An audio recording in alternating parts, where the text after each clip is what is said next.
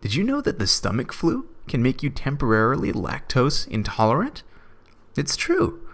So in this video, we'll talk about how that happens, and in detail how the small intestine works. So, as a review, once you put food into your oral cavity or your mouth, it's chewed up and then sent down the esophagus, where it ends up in the stomach, where it's churned and then introduced to acid, where it gets broken down into chyme and then delivered into the first part of your small intestine. Now, the small intestine has 3 different parts to it, so let's take a better look.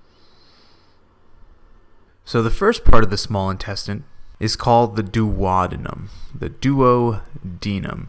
This receives the chyme that just got processed in the stomach, and it's the part of the entire GI tract where the most digestion occurs.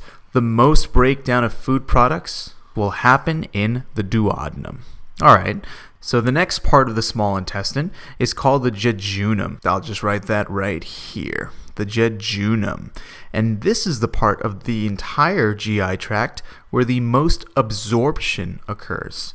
Anywhere. So the most absorption of nutrients is going to happen in your jejunum. The jejunum. Then finally, after your food passes through the jejunum, it gets to the last part of the small intestine, and that's called the ileum. The ileum, I-L-E-U-M. And the ileum, now this doesn't have a superlative like the most digestion or the most absorption, but there are some pretty important things that are absorbed here. Things like vitamin B12, vitamin A, D, E, K. So there are some important things that are absorbed here. So I'm just going to write important absorption. There are some important things that are absorbed in your ileum. Now, the busiest part of your small intestine is the duodenum, because there are a bunch of things that are involved in this digestion process. So there are 4 key things to keep in mind. First of all, your stomach is going to be delivering a bunch of chyme or processed food into the duodenum. So you're going to be working with all this chyme here. In addition, you're going to have some stomach acid that process food into chyme that's going to be present in the duodenum. In addition to the stomach, the liver and the gallbladder are also going to be important to deliver bile to your duodenum. So they give bile.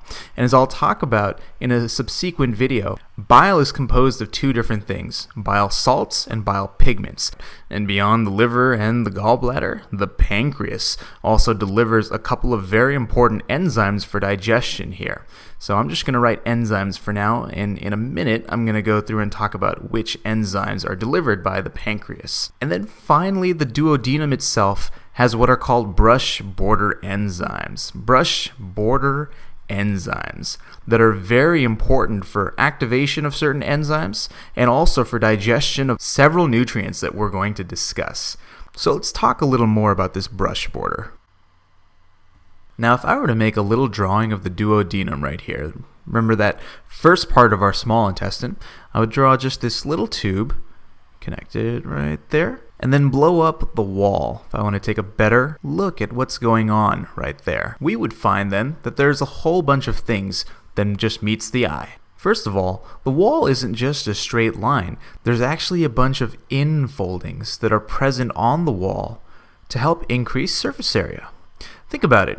If we're trying to digest as much as we can here, we need to make sure that there are a lot of projections or a lot of space where we can make contact with the food that's passing by.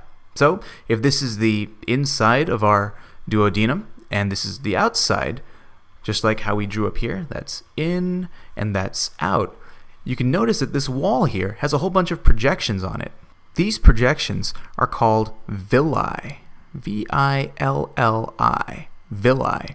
And a single one of them is just called a villus. Just a single villus. And these are just a couple of folds or these outpouchings that help increase the surface area of our duodenum. Now, that's not where the story ends. If we take a closer look at one of these villi, then we'd find that there are even more projections sitting on that. Even smaller microscopic projections. So for this single villus that had a horizontal line right here for its shape, if I were to draw it out here, you would notice that it's not a straight line, but instead these also have a bunch of projections that are present on them. And if you were to guess why all these projections aren't there, I'm sure you would say, to further increase our surface area. That's sort of the name of the game when we're in the small intestine, to increase our surface area. And so these little guys, cutely enough, are called microvilli. Microvilli.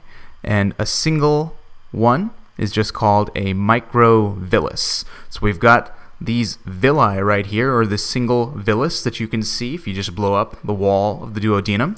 And then if you blow up a single villus, you'll find that they have a whole bunch of microvilli that are found on them too, to increase our surface area, because that allows for better digestion. And when we say brush border enzymes, these are a whole bunch of enzymes that are present on this brush border. Because think about it, these villi and these microvilli, they're no different from bristles on a comb.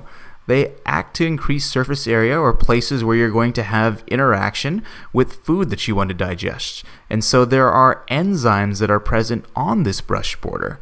So just to make the point, all of these microvilli and villi together, that's what makes up the brush border of our duodenum.